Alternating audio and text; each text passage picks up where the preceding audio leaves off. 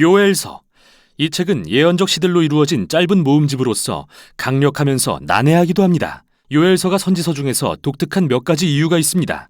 우선 이 책이 언제 쓰였는지 명확한 언급이 없는데 가장 유력한 것은 바벨론 포로에서 돌아온 후에 에스라, 느헤미야 시대 같습니다. 왜냐하면 그가 예루살렘과 성전은 언급하는데 왕은 없는 것 같기 때문이죠. 또한 독특한 점은 요엘이 많은 다른 성경의 책들에 대해 매우 잘 알고 있다는 것인데요. 그는 선지서인 이사야, 아모스, 스바냐, 나훔, 오바댜, 에스겔, 말라기, 심지어 출애굽기까지 언급하거나 인용합니다. 그리고 이는 마지막 독특한 특성과 관련이 있는데 그것은 요엘이 이스라엘을 어떤 특정한 죄로 비난하지 않는다는 점이죠. 다른 많은 선지자들처럼 그도 이스라엘의 죄에 대하여 하나님의 심판이 다가온다고 알리지만 그 이유는 전혀 언급하지 않습니다. 아마도 요엘은 우리가 자신처럼 다른 선지서들을 읽고 이스라엘의 반역에 대해 이미 잘 알고 있다고 생각한 것 같습니다. 이 세 가지 특징은 우리가 짧지만 매력적인 이 책을 이해하는 데 도움을 줍니다. 즉 요엘은 이전 성경의 책들에 푹 빠져 있던 성경 저자였으며 그 책들에 대한 묵상이 그 당시의 비극을 잘 이해하도록 도왔고 그에게 미래에 대한 희망을 주기도 했죠. 그럼 이제 이 책을 자세히 살펴보도록 하죠. 1장과 2장에서 요엘은 여호와의 날에 집중하는데 이는 선지서들의 핵심 주제이고 과거 하나님께서 자기 백성을 구하고 악을 대적하기 위해 강력한 방법으로 나타나신 사건들을 가리킵니다. 출애굽기의 10가지 재앙을 생각해 보십시오. 그러나 선지자는 이러한 과거의 사건들에서 미래에 대한 표징들을 보게 되는데 하나님께서 그의 백성과 열방 중에서 악을 물리치시고 온 세상을 구원하실 거라는 것이죠. 그래서 여기 1장과 2장에서 요엘은 이 주제에 대한 아주 유사한 시 두 편을 들려줍니다.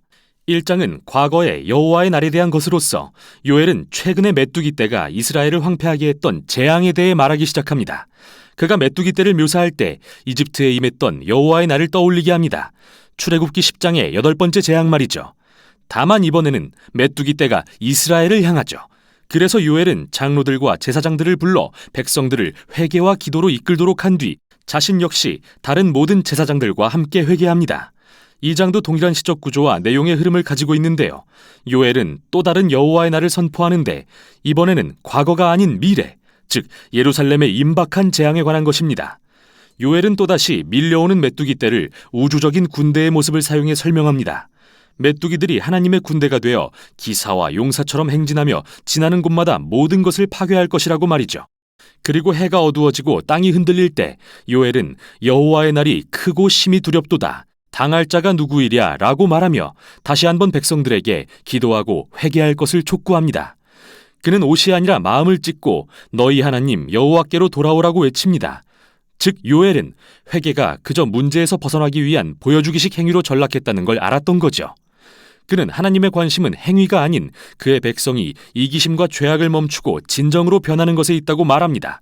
그리고 나서 이스라엘이 회개해야 하는 이유는 하나님은 은혜롭고 자비로우시며 노하기를 더디하시며 인애가 크시기 때문이라고 말합니다. 여기서 그는 출애굽기에서 이스라엘이 금송아지를 만들었음에도 불구하고 그들을 어떻게 용서하셨는지 인용하는데 이 이야기를 통해 요엘은 하나님의 자비와 사랑이 그의 분노와 심판보다 더 강한 것을 배웠던 거죠. 이제 그는 제사장을 이끌어 행동으로 회개하고 백성들의 구원을 위해 기도하도록 합니다. 이 두 편의 시가 끝나면 곧장 장면이 전환되면서 하나님께서 요엘과 백성들의 회개에 어떻게 반응하시는지 들려주는 짧은 장면이 나옵니다. 하나님은 자기의 땅을 극진히 사랑하시어 그의 백성을 불쌍히 여기셨습니다. 그리고 나서 말씀하시기를 여호와의 날에 임했던 재앙을 돌이켜 심판에서 구원으로 바꾸실 것이라고 하십니다. 그래서 먼저 그분은 위협하는 침입자들, 즉 메뚜기 떼를 물리치시고 그들 모두를 쫓아 멸망시키실 것입니다. 그리고 황폐한 땅을 회복시켜 생명을 되찾게 하시고 다시 한번 풍요롭게 하실 것입니다. 마지막으로 하나님은 그의 백성 가운데 거룩한 임재로 찾아오셔서 모든 사람이 그 임재를 누리게 될 것이라고 말씀하십니다. 지금까지 나온 시들을 통해 요엘은 이스라엘의 죄가 불러온 재앙과 하나님의 심판에 대해 강렬한 메시지를 전합니다. 그리고 하나님의 자비로 인해 언제나 소망은 있다는 것도요. 그러나 요엘은 이러한 모든 과거의 사건들 속에서 미래의 여호와의 날을 바라봅니다. 그래서 책의 마지막 부분에서 요엘은 하나님의 반응이 세 부분으로 쓰여진 것에 맞춰 세 개의 시를 더 쓰고 다른 선지서들이 제시하는 모습들과 엮어 이 모두를 온 창조 세계에 대한 소망의 계시로 확장시킵니다. 첫째, 그의 백성 가운데 임하실 하나님에 대한 소망은 미래 어느 날 하나님의 영, 즉 그분의 생명의 임재가 성전뿐 아니라 그의 온 백성 가운데 충만할 것이라는 약속으로 확장됩니다. 그리고 여기서 요엘은 이사야, 예레미야, 에스겔 선지자의 약속들을 인용하면서 하나님의 영이 임하면 그의 백성이 변화되고 힘을 얻어 그분을 진정으로 사랑하고 따르게 될 것을 선포합니다. 또한 요엘은 침입자들의 위협에 맞서겠다고 하신 하나님의 약속을 기억하면서 몰려오는 메뚜기 떼를 그 당시 이스라엘을 유린하고 억압하던 오만하고 난폭한 민족들에 빗대어 표현합니다. 그리고 그는 다가올 여호와의 날에 대한 이사야, 스바냐, 에스겔의 약속의 말씀을 인용하면서 그날 하나님께서 열방 가운데 악을 대적하시고 그들의 폭력을 그들에게 되돌려 모든 잘못을 심판하실 것을 선포합니다. 마지막으로 요엘은 그 땅의 회복에 관한 모습을 그리며 온 창조 세계의 회복에 대한 소망을 이야기합니다. 그는 이사야, 에스겔, 스가랴의 약속의 말씀을 인용하여 하나님의 심판의 날 후에 온 세상이 회복될 것이며 새로운 에덴이 회복되고 예루살렘에 하나님의 임재가 강같이 흘러 온 우주가 새롭게 될 것이라고 말합니다. 이렇게 요엘의 시는 하나님의 용서와 자비로 인해 만물이 새로워질 것을 노래하며 끝이 납니다. 요엘의 이 짧은 책은 인간의 죄와 실패가 이 세상에 얼마나 파괴적인 결과를 가져오는지 그 심각성을 깨닫게 합니다. 또 하나님이 자기 죄를 인정하고 자백하는 자에게 얼마나 자비를 베풀기 원하시는지도 알려줍니다.